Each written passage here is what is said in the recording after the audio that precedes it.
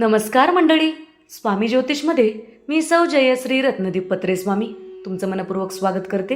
तर मंडळी, आपण आजच्या व्हिडिओत जाणून घेणार आहोत की देवासमोर तुम्ही पण साखर ठेवता का? जर ठेवत असाल तर हा व्हिडिओ तुमच्यासाठी आहे. देवघरातील देवांना नैवेद्य दाखवण्याचे योग्य नियम कोणते? देवांना नैवेद्य दाखवताना कोणत्या चुका करायच्या नसतात? नैवेद्य दाखवण्याचे नियम कोणते? देवांना नैवेद्य दाखवताना कोणता मंत्र म्हणायचा असतो? याविषयीची संपूर्ण माहिती आपण एकाच व्हिडिओत पाहणार आहोत. आज आपण एक अत्यंत महत्त्वपूर्ण विषयावर चर्चा करणार आहोत. प्रत्येक घराशी संबंधित हा विषय आपण जाणून घेणार आहोत. देवघरातील देवांना नैवेद्य कसा दाखवावा, कोणते नियम पाळावे आणि कोणत्या चुका टाळाव्यात. अनेक घरामध्ये रोज नैवेद्य दाखवला जातो, पण तो शास्त्रानुसार आणि योग्य पद्धतीने केला जातो का, याची माहिती आपणास असणे खूप गरजेचे आहे. कारण आपली छोटीशी चूकसुद्धा आपणास खूप महागात पडू शकते. आणि वास्तुशास्त्राच्या नियमानुसार जर आपण नैवेद्य दाखवण्याच्या नियमाचं पालन केलात, घरामध्ये सुख समृद्धी आणि ऐश्वर्य प्राप्त होते. आज मी तुम्हाला सुरुवातीपासून शेवटपर्यंत सर्व माहिती सविस्तर सांगणार आहे, त्यामुळे व्हिडिओ शेवटपर्यंत नक्की बघा. चॅनलवरती नवीन असाल तर खाली दिलेल्या सबस्क्राईब बटनला क्लिक करा आणि बाजूच्या घंटीला ऑल करा, त्यामुळेच मी टाकलेले प्रत्येक व्हिडिओ तुम्हाला पाहता येतील. तर मंडळी, प्रथम आपण नैवेद्य म्हणजे काय याविषयीची माहिती पाहूया. सर्वप्रथम आपण समजून घेऊया की नैवेद्य म्हणजे काय. नैवेद्य म्हणजे आपण बनवलेले अन्न प्रथम देवाला अर्पण करणे. याचा अर्थ, हे अन्न तुझ्या कृपेने मला मिळाले आहे, प्रथम तुलाच अर्पण करते. हा नैवेद्य दाखवण्याचा एक भाव आहे. ही केवळ परंपरा नाही, तर कृतज्ञता व्यक्त करण्याची सुंदर पद्धत आहे. तर मंडळी, नैवेद्य का दाखवायचा असतो? घरात अन्नपूर्णा देवीचा आशीर्वाद राहण्यासाठी आपण देवाला नैवेद्य दाखवणं गरजेचं आहे. अन्न पवित्र आणि सात्विक बनतं. जे अन्न आपण देवाला नैवेद्य म्हणून अर्पण करतो ते अन्न सात्विक आणि पवित्र बनतं. घरात सकारात्मक ऊर्जा वाढते. देवाला नैवेद्य अर्पण केल्यामुळे घरात सकारात्मक ऊर्जेचा संचार होतो. अहंकार कमी होतो, कारण आपण मान्य करतो की सर्व काही तुझ्याच कृपेने मला प्राप्त झालेले आहे. नैवेद्य दाखवण्यापूर्वी कोणती तयारी करायची? आता आपण मुख्य नियम पाहून घेऊया. मुख्य नियम पाहूया. स्वच्छता सर्वात महत्त्वाची आहे. नैवेद्य दाखवताना मन आणि शरीर दोन्ही स्वच्छ असावे. आपण स्नान करूनच स्वयंपाक केला पाहिजे. स्वयंपाकघर नेहमी स्वच्छ असावं. स्वच्छ भांड्यात अन्न तयार करावं.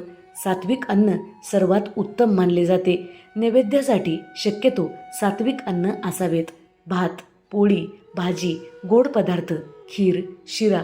ज्या दिवशी तुम्हाला घरात भोजन बनवणे शक्य नाही, त्या दिवशी तुम्ही फळे, दूध, तूप आणि ड्रायफ्रूट्स देवांना अर्पण करू शकता. योग्य पद्धत जाणून घेऊया. जेवण तयार झाल्यावर प्रथम थोडा भाग वेगळ्या स्वच्छ ताटात काढून ठेवावा. ज्या ताटात नैवेद्य देवांसाठी काढणार आहोत ते ताट देवांसाठीच असावं. ते ताट देवांसाठी स्पेशल असावं. आपण जेवण केलेल्या ताटामध्ये देवांना नैवेद्य दाखवणे योग्य नाही, म्हणून देवासाठी ताट किंवा प्लेट हे वेगळेच ठेवा. देवाला नैवेद्य दाखवण्यासाठी जे प्लेट आपण वापरता ते पितळी, तांबा किंवा चांदीचं असणं उत्तम मानलं जातं. कधीही प्लॅस्टिकच्या प्लेटमध्ये किंवा ताटामध्ये नैवेद्य चुकूनही अर्पण करू नका, कारण प्लॅस्टिकमध्ये नकारात्मक ऊर्जा असते आणि अशा ताटात नैवेद्य अर्पण केल्यामुळे आपल्या घराला दोष लागतो. यामुळे प्लॅस्टिकचं प्लेट किंवा ताट चुकूनही वापरू नका. देवासमोर स्वच्छ पाट चौरंगावर नैवेद्य ठेवला पाहिजे. नैवेद्य दाखवताना नैवेद्य कधीही जमिनीवर ठेवू नका. नैवेद्य हा उंच जागी असणं गरजेचं आहे, जे की आपण पाटावर किंवा चौरंगावर ठेवू शकता. नैवेद्याच्या बाजूला पाणी ठेवणं आवश्यक आहे. नैवेद्य दाखवताना हातानेच एका पाण्याचा चौकोन बनवायचा आहे आणि नंतर त्यावर नैवेद्याचं प्लेट ठेवायचं आहे. नैवेद्यावर नेहमी तुळशी पत्र अवश्य ठेवलं पाहिजे. नैवेद्य दाखवल्यावर घंटा अवश्य वाजवली पाहिजे. नैवेद्य देवासमोर ठेवल्यानंतर मनामध्ये अशी भावना ठेवली पाहिजे, हे देवा, हे अन्न तुझ्याच कृपेने मला मिळालेले आहे आणि कृपया या अन्नाचा तू स्वीकार कर. 2 ते 3 मिनिटं शांत देवासमोर बसावे, मग आरती करावी. नैवेद्य दाखवताना कोणता मंत्र म्हणायचा असतो? ओम प्राणाय स्वाहा, ओम अपानाय स्वाहा, ओम व्यानाय स्वाहा, ओम उदानाय स्वाहा, ओम समानाय स्वाहा. नैवेद्य किती वेळ देवासमोर ठेवायचा असतो? नैवेद्य 5 ते 10 मिनिट देवासमोर ठेवणे पुरेसे आहे. त्यानंतर तो प्रसाद म्हणून सर्वांनी ग्रहण करावा. नैवेद्य खूप वेळ तसाच देवासमोर ठेवू नये. कोणत्या चुका टाळाव्यात? नैवेद्याचं अन्न कधीही चाखून बघू नये आणि तो नैवेद्य देवाला चुकूनही अर्पण करू नये. शिळे अन्न नैवेद्यासाठी कधीही वापरू नका. बाहेरून विकत आणलेला पदार्थ कधीही देवाला नैवेद्य म्हणून दाखवू नका.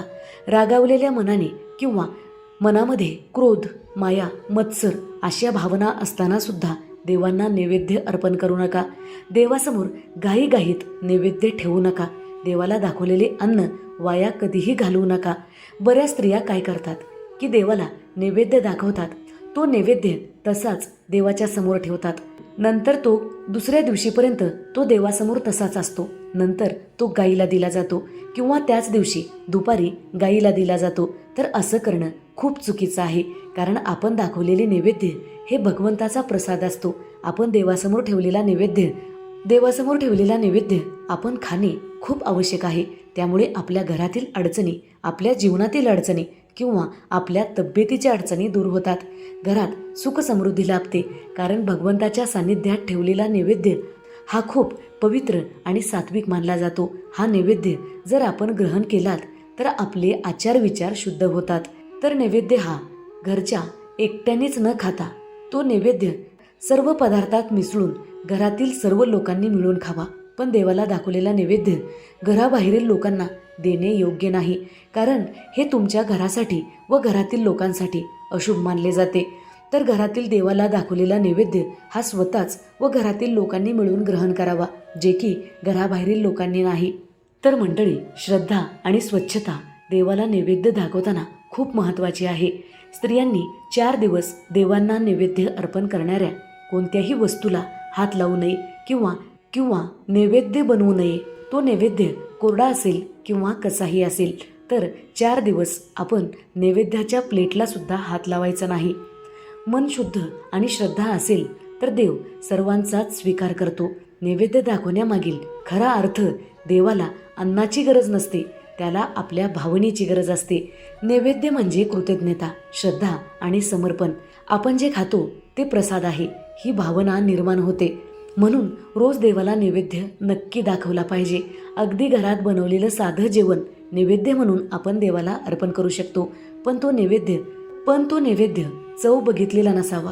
तेव्हा तर मंडळी, देवासाठी जो आपण नैवेद्य बनवतो तो शुद्ध पाण्यापासून बनवलेला असावा, त्याची चव बघितलेली नसावी.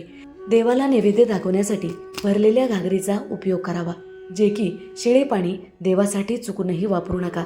तर मंडळी, काही स्त्रिया देवासमोर साखर ठेवतात आणि तोच नैवेद्य ठेवला असे मनामध्ये विचार करतात. पण ही साखर दिवसभर तशीच देवासमोर असते, तिथेच देवासमोर ठेवलेली असते. पण हे योग्य नाही. शास्त्रानुसार हे अशुभ मानले जाते. कारण उघड्यावर ठेवलेल्या नैवेद्यावर किंवा साखरेवर किडे मुंग्या बसतात. हे कितीपत योग्य आहे? आणि साखर हा नैवेद्य नसतोच. तर देवाला आपल्या घरामध्ये सात्विक शिजवलेलं अन्न अर्पण करणं गरजेचं असतं. कारण साखरही नैवेद्य होऊ शकत नाही. ज्यांच्या कृपा आशीर्वादाने आपण जेवण करत आहोत, भोजन करत आहोत, तर त्यांना फक्त साखर आणि आपण मात्र उत्तम भोजन करतो. तर हे आपल्या मनाला पटणारे आहे का? मग आपण फक्त साखर खाऊन राहू शकतो का? नाही ना. मग आपण देवाला सुद्धा भोजन अर्पण केलं पाहिजे. आपण जे भोजन करतो ते आधी देवाला अर्पण करणे गरजेचे आहे आणि नंतर ते आपण खाणं गरजेचं आहे. देव आपण अर्पण केलेले भोजन ग्रहण करत नाही. ती फक्त देवाबद्दल कृतज्ञता व्यक्त करण्याचे कार्य आहे. कारण ज्याच्या कृपा आशीर्वादाने आपण सुख समाधानात राहत आहोत, उच्च प्रकारचे भोजन करत आहोत, ती कृतज्ञता व्यक्त करण्यासाठी आपण देवाला भोजन नाही का दाखवायचं? तर मंडळी, जर तुम्ही देवासाठी नैवेद्य म्हणून साखर ठेवत असाल तर चुकूनही अशी चूक न करता रोज तुम्ही देवासमोर नैवेद्य अर्पण करा आणि तो नंतर प्रसाद म्हणून ग्रहण करा.